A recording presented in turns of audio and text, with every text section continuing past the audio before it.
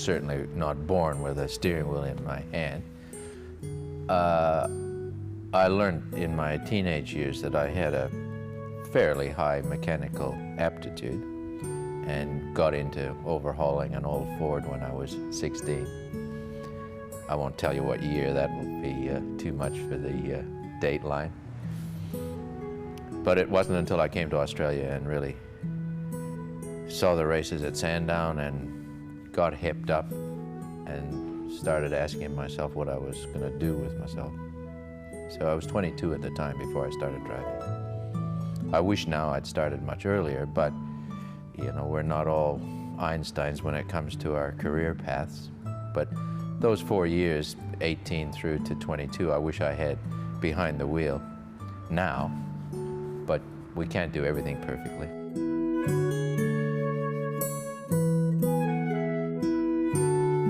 I can recall 17 weekends in a row with the Mustang. Now that is extremely hard work. Today, the professional teams wouldn't do 17 races in the whole year. So it was tough going.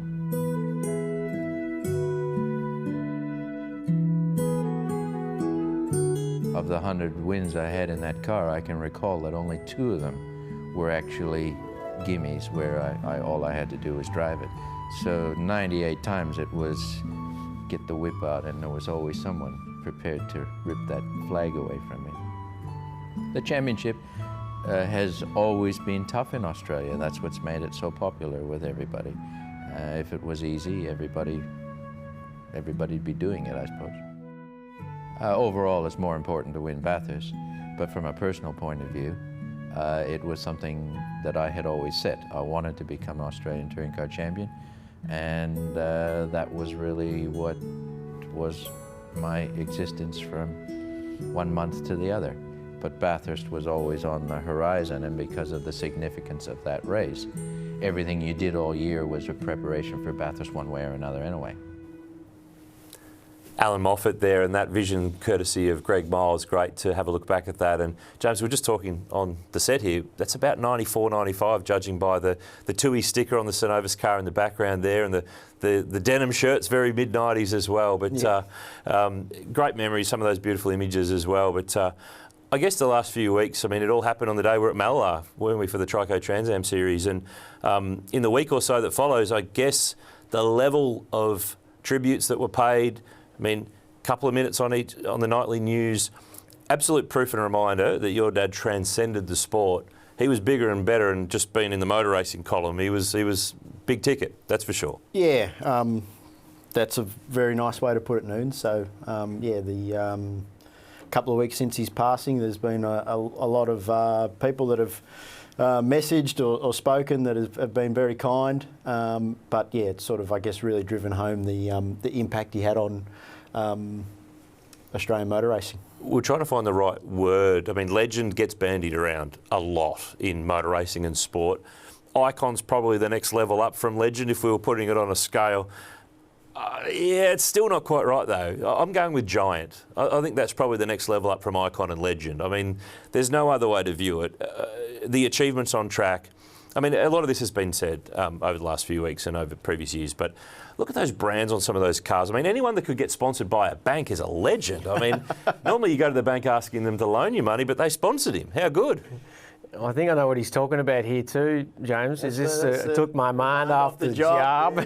Yeah. Yeah, I think, Noons, everything you've said there is right. I mean, there won't be another Allan Moffat. The legacy that leaves, not only with Australian motorsport, but just Australian sport in general.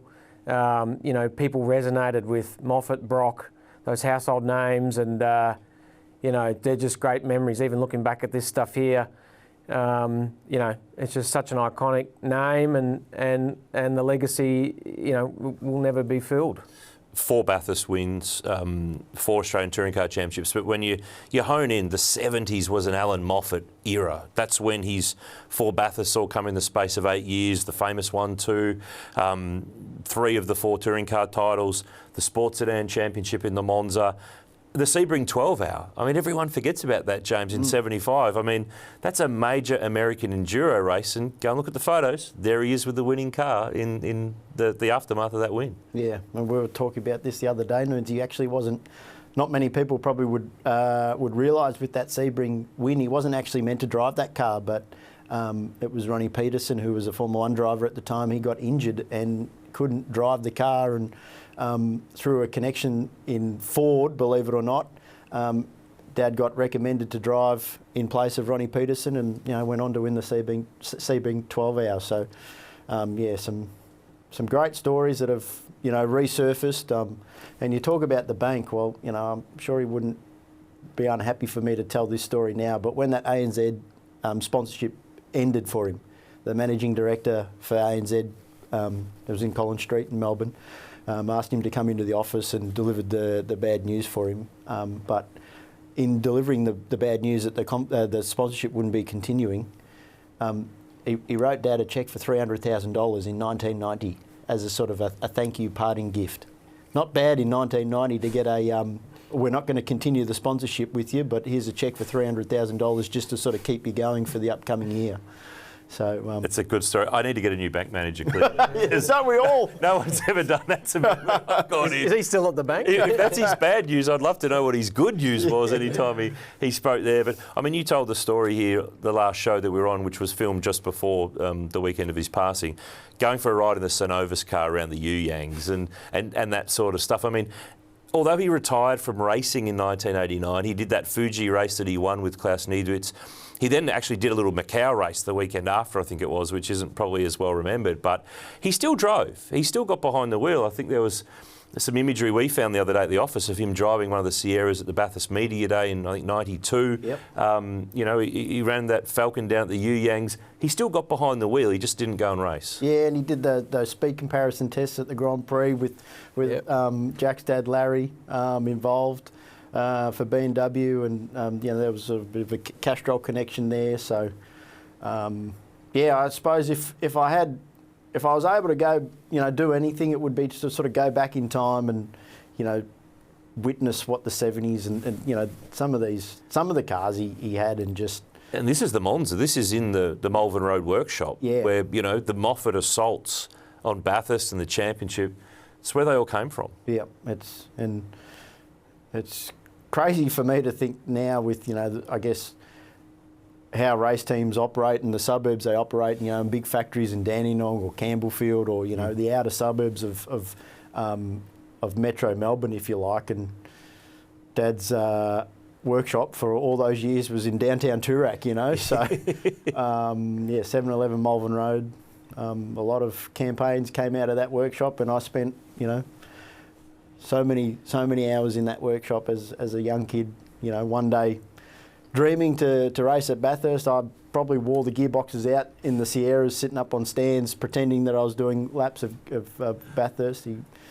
Surprised they made it to the grid sometimes. So, but that's just the strength of a Hollinger gearbox. They were could even withstand what I was doing to them, in the workshop. He's going to be honoured next week in Melbourne at the Melbourne Town Hall on Tuesday with a state memorial, which is a fitting farewell. Jack, just quickly for you and James, you've been friends for a long time. The Moffats and the Perkinses have a lot of great history together. What's your favourite Allan Moffat moment from over the years? Maybe it's not one from on the racetrack, maybe it's just from knocking around in between races or, with this bloke over the years. Yeah, I mean, I'm sort of thankful of all of them. There's so many. We've grown up as kids, and I always called Allan Mr. Moffat. As he was big on his manners, wasn't he? Yeah, and that's a great memory in itself, And he taught my sister to drive on the road with your headlights on all the time. And there's so many of them. I love the ANZ story. I remember the Coke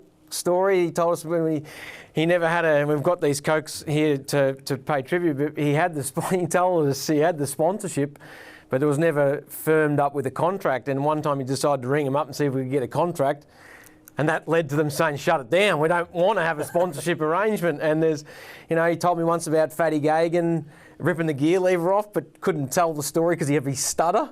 And it took him about 10 minutes to explain the gear lever had broken off in the car. And even when he used to tell us that he had 2 different Sierras, one was left-hand drive and right-hand drive, and he'd just pick and choose which track suited to be on the other side of the car. Yeah. There's just so many stories. I'm just poor old Greg Hansford would get the get the other one he didn't want. Yeah. But yeah, there's just too many stories. It's just I got to see a side of Allan Moffat that not many people would have on a personal side. So. It's an amazing legacy, and he was very worldly in his thinking. He was very big picture, and he set the tone for what we all enjoy to this very day. So, in the finest traditions of the Coca-Cola Mustang and plenty of Cokes consumed by Alan George over the years, this is to you, Allan Moffat. Oh, cheers. Cheers. We got Jack a 0 because, sugar-free. Sugar-free. Cheers, Noons. Best way to be. Cheers to you. Good on you, mate. Here's to you, Alan George. Cheers.